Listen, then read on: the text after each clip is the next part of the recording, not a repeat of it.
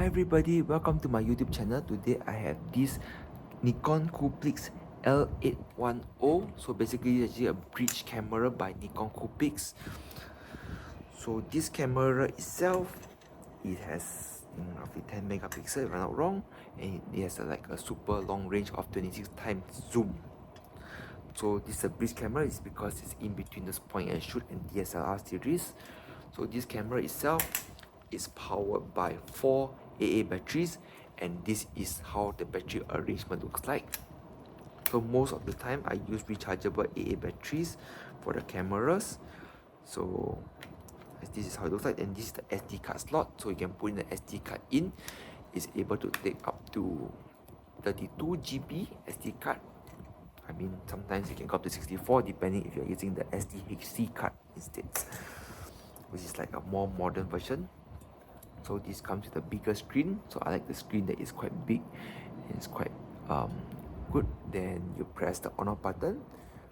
So remember, likewise, you always have to take out the lens cap first before turning on and off the button. Then they will prompt you to select your date and time, but normally I just put it as no.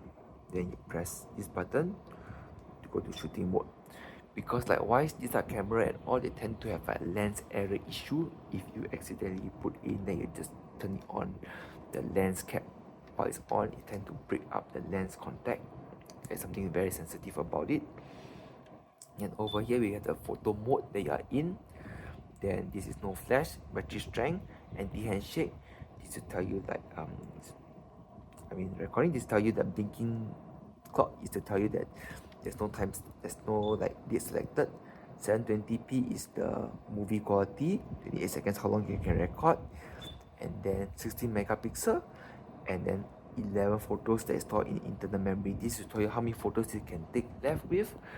And also I just forget that this camera is a 16 megapixel camera. Yep. So likewise, this camera has a long range of zoom. So if you select to the right is to zoom in the photo up to 26 times zoom, and also I enable the digital zoom, so you are able to shoot up all the way, which is like crazy amazing. With the digital zoom in, I think it's easily 40 times zoom. Then to zoom back up, it's just like the slider down to W, this way around to zoom back. To slide on the right is to zoom in, slide on the left is to zoom back.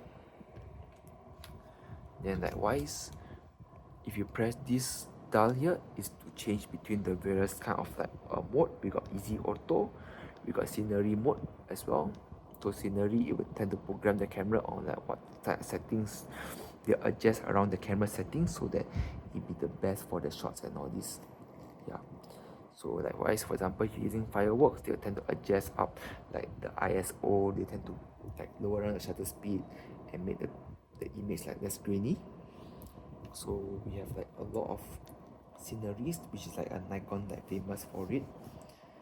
And also not forgetting that if you press up to the shots again, this is where you can adjust around between the smart portrait. So this is if you like to do like portrait modes and all these things, and if you like to do portrait shots, this is the mode that you can go for. Then we also have automatic mode. So auto mode is more like a little bit like program mode. So program mode give you full access to all the camera settings, anything. So likewise, if you want to do like force flash everything, you can go for auto mode. So likewise, how to do flash is just press the button here.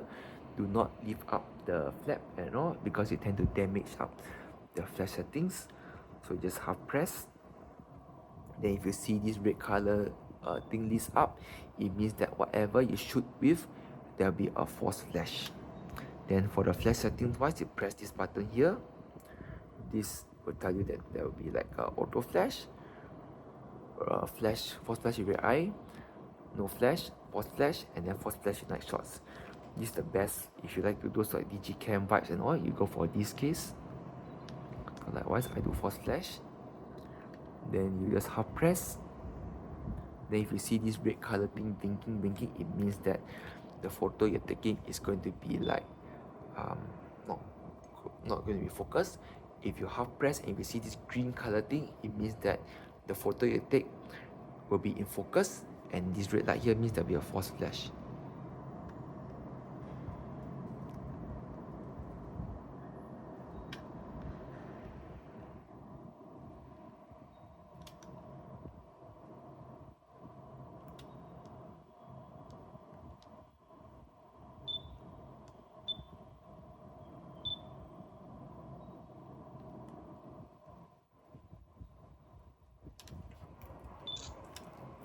something with the button, because you have to wait for it to like focus it first, because a lot of my objects are all very nearby.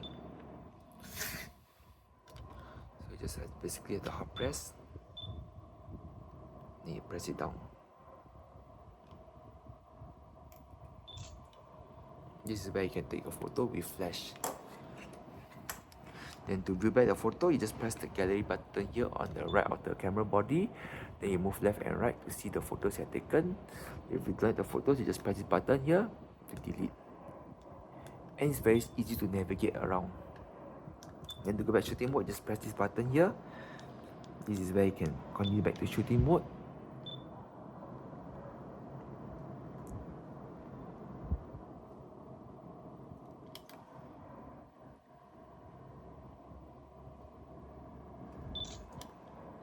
There you go. Just have to wait a while. Then if you press the right button here, this is for exposure compensation, whether you want your photos to be overexposed or underexposed, as you can see here in the live view.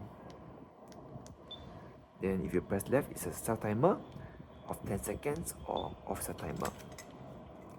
So for the start timer, if you press, then there will be a light that blinks up. Then once it's closer up to 10 seconds, it'll blink very fast. It will stay steady and it take a photo for you. So that's how cool is that. Then likewise, we also have like macro mode. Macro mode is to take up close-up shots and all. So likewise, if you're not using the flash, you can just always close it. And alternatively, if you feel that this thing has like a lag, you can use this to zoom in and zoom back up. So you have two zoom controls over the camera, which is really amazing for this camera for itself. But sometimes you may be wondering why my camera has some like dark corners. It's because this camera is being aged and all these things. I didn't really increase the brightness because I mean, it's kind of like, it's the brightest it can go. So somehow it can be even brighter as that, but I just don't want it to like ruin the video quality that I'm recording right now. Then if you go for menu button, this is where you can adjust around the image mode, basically the quality of the image. As it goes down, the 4 megapixel, you can take out more photos as well. As you can see here, right now I use the quality, I can take up to 64 photos. Then if you go to menu button again, you can adjust the white balancing to make your photos either more orangey, more bluish, depending on the lighting condition that you are in. Then you also can adjust the continuous shot, whether you can do burst shots, and then you got best shots as well, and multiple shots of 16 with various kind of filters. Yeah, ISO sensitivity we got from 80 all the way to 1006. Then we got color options. These are basically color filters. You can make the color more brighter. You can even have black and white, sepia, and cyanotype. So it depends on what kind of color filters that you like to play around with. You can just adjust around all through here. So just to let you know that if you are in full auto mode, this is where you can adjust the settings. But if you go for easy auto, and if you go to the menu settings, you notice that you only can change the photo quality only. You're not able to change like the settings like the white balancing, etc. for this camera. So just to let you know that this is how you can access around. Even with flash enable, you only can go for auto flash or off flash. That's all. It's simple only for this mode. Then to video record, just press this button for video recording purpose. So likewise, this camera is just basically very simple and easy to use, I would say. So thank you very much for watching. Please leave a like, subscribe to my channel, and follow me for more contents on cameras. And I'll see you again soon. Take care and goodbye.